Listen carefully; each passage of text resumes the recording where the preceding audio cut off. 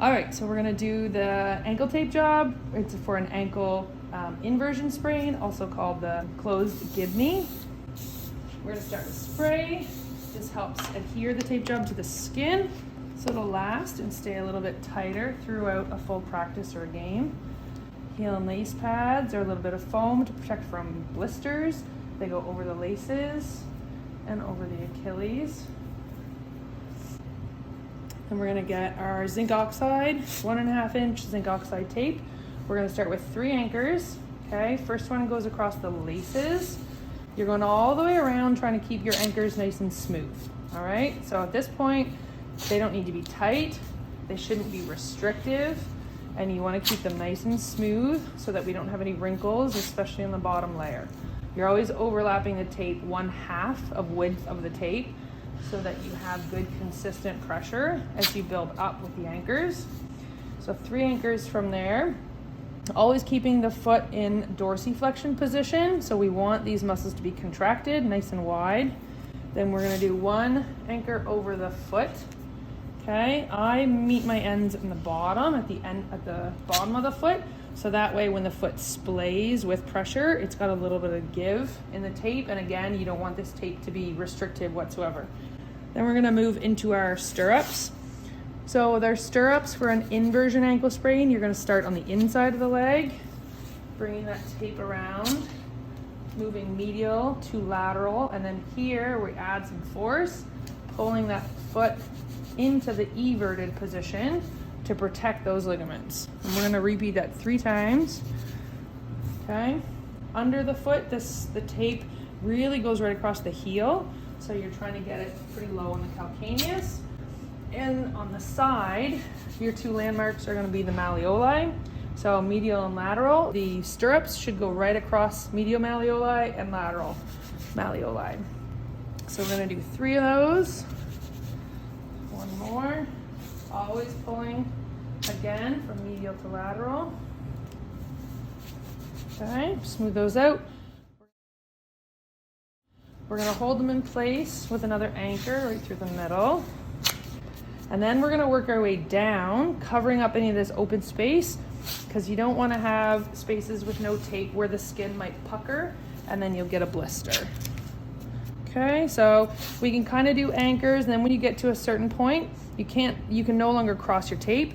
So you always wanna make sure your tape is parallel to the bottom of the foot. A good way to check is just let go of the roll. It should hang straight down. And then we kind of convert into horseshoes. So they'll go all the way around the foot, but they don't necessarily cross anymore. But we have this anchor to use the tape to start and then finish on.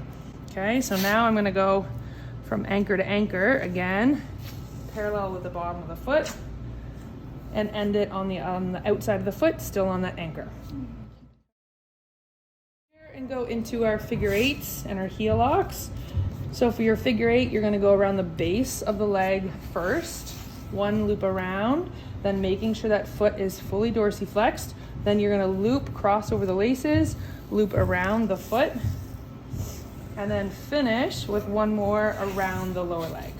Okay, that really secures it into position and holds it there.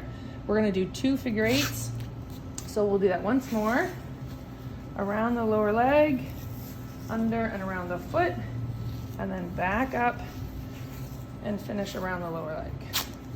Okay, and then we're gonna do heel locks. Once you get comfortable with this process, you can connect your figure 8s, do them one right after the other, and go right into heel locks. But for this demonstration, we'll just do them all separately. So heel locks, again, you're gonna start across the laces. This time you're going down. You're gonna go toward the heel, hook it around the heel, and come back to the same side that you started on. Okay, so that's 1 heel lock around. We're gonna do 2 heel locks on either side. I like to alternate. So again, across the laces, down toward the heel, hooking around, and finish on the same side as you started, okay? The next 2 heel locks, I'll do them connected so that you can see what that looks like. So we're gonna pick a side, down towards the heel, come back up. Now we're just gonna go around the lower leg once, and then we're going back down towards the heel, and back up onto that same side. Okay, so now we've got our 2 figure 8s done. 2 heel locks on either side, and we're just going to close up the tape job with the same anchors that we started with. So start with an anchor. Make sure that you cover all the loose ends of the tape so they don't peel off when the athlete starts to run around. Okay, and then one more across the foot. Make sure that there's no gaps or open windows in the tape job. And afterwards, you just want to relax the foot. You can check for function.